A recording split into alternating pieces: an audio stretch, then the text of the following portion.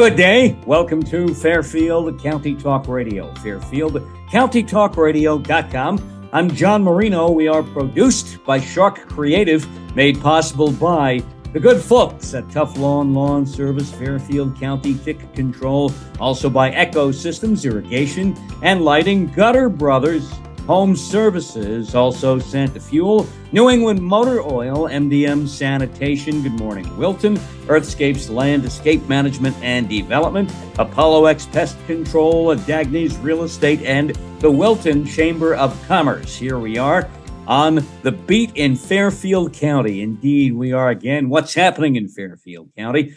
And we are joined by Quinnipiac University Associate Vice President and the poll director at Quinnipiac, the director of the Quinnipiac polls, Doug Schwartz. Doug, welcome back. We did this about a month ago, looked at the latest polling numbers statewide in advance of the upcoming election in 2 weeks. Let's begin with the new numbers. And Governor Ned Lamont seems to be safe and sound, we think. Yeah, he's got a commanding lead, John. 15 points over Bob Stefanowski, the Republican challenger. This is a stable race. When we spoke last time, a month ago, I had said, well, Lamont is up by 17 points. Today's 15-point margin is, statistically insignificant change from the 17 points a month ago. So Governor Lamont, strong position for re-election. Only 2 weeks to go. It's a lot of ground to make up in a short amount of time. Now, 4 years ago, these two ran against each other, and it was a bit of a closer race. What's the reason as to why the seas have kind of parted now in this matchup a second time around? I think the key difference between this time and last time was that last time was an open seat. This time, Governor Lamont, incumbent, has a record. Connecticut voters approve of the job that he's doing. He has a strong job approval rating in the state, well over 50%, 58% job approval among likely voters. That is going to be very difficult for any challenger to overcome. So Lamont just started out in a much stronger position this time than when he ran for the open seat last time. Now, incumbent Democratic Senator Richard Blumenthal seems to be in the same kind of relatively safe position as Governor Lamont right now against his challenger, Levy. She does not seem to have been able to make any headway over the last 4 weeks, really.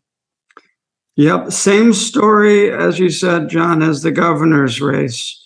15-point lead for Richard Blumenthal. That is a commanding lead, 56 to 41% over the Republican challenger, Leora Levy.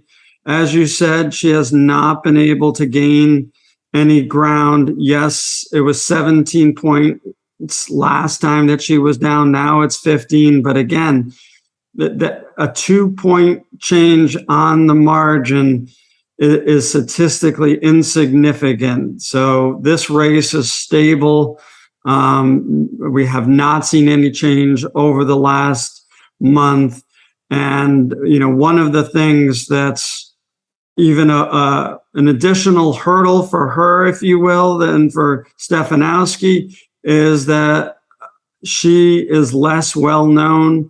About a third of voters tell us they have not heard enough about her to form an opinion. Mm-hmm. Interesting point you bring up there, because Stefanowski and Levy both have significant business backgrounds. Here we are, borderline recession, whether we're in or not. We're right at the border there, at least. Levy especially helping to run the finances of the Republican Party for a while, statewide in Connecticut. Yet nobody seems to know, for the most part, who Levy is. How much does lack of name recognition matter? I think it's a factor, but I think the bigger factor is that Blumenthal is so well liked in Connecticut. That's the main reason. Similar to Lamont's strong standing, Blumenthal has a good job approval rating, 55% job approval. He's served in elective office for decades, so people in Connecticut, they know him, they like him. So it was going to be an uphill battle, just like it was for Stefanowski. It was going to be an uphill battle for Leora Levy. And of course, we are a blue state, so it's going to be tough.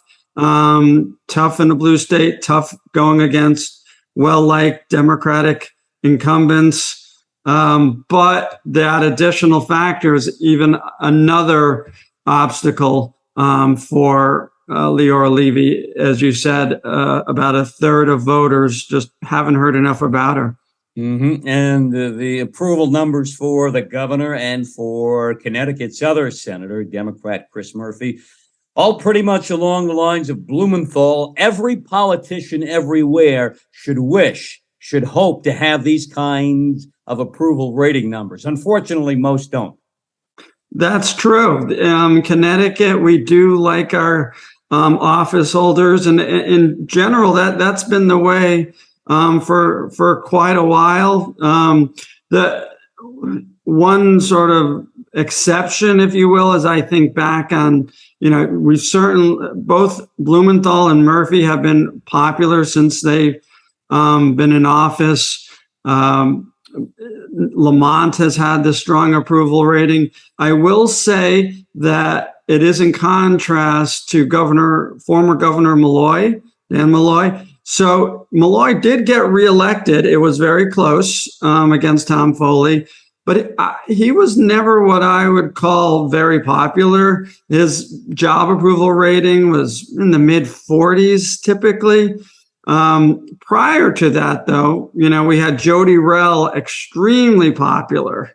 I mean, her numbers were through the roof, well into the 60s, oftentimes 70, extremely popular governor. And prior to her, Governor Rowland was, for most of his time as governor, very popular too.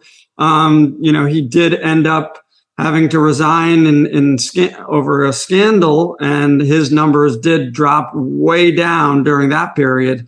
But prior to that, he had also been very popular. It seems like the lack of approval now for President Biden nationwide and the backlash against the Democrats seemingly about to come in the midterm elections. I'll believe all that when the numbers are in, because you're a numbers guy, and I think we both know, working in this kind of business, polls can't say one thing and then voters get influenced sometimes in different ways. They go to the polls and some may vote differently than what they tell us in advance. Can we say Democrats seem to rule and reign now throughout the nutmeg state for the most part? So a couple thoughts. One would be that, that old saying, I think, is very true about polls being a snapshot in time. That, yes, this is where we are 2 weeks before the election. And you're right that, when you look at the poll, you sort of want to get a sense of, are we talking about a close race? A poll can tell you, is this a close race, or does it look like it's not going to be close? And, our numbers are saying it doesn't look to be close. Having said that, precise margins, that can change. So could it narrow a bit or even get bigger a bit? Sure.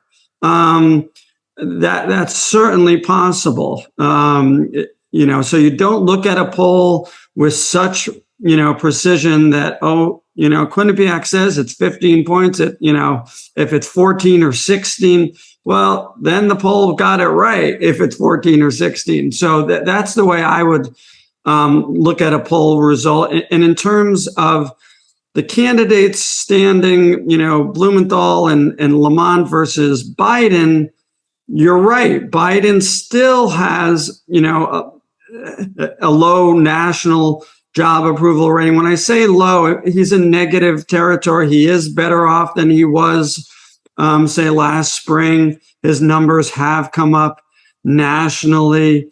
He's probably roughly now in the mid 40s, but still negative nationally. In Connecticut, I can tell you we did ask it, and he gets a split job approval rating here in Blue Connecticut, 48-49. But as you said, the interesting part of this is he doesn't appear to be dragging down Lamont or Blumenthal, that their job approval ratings are higher.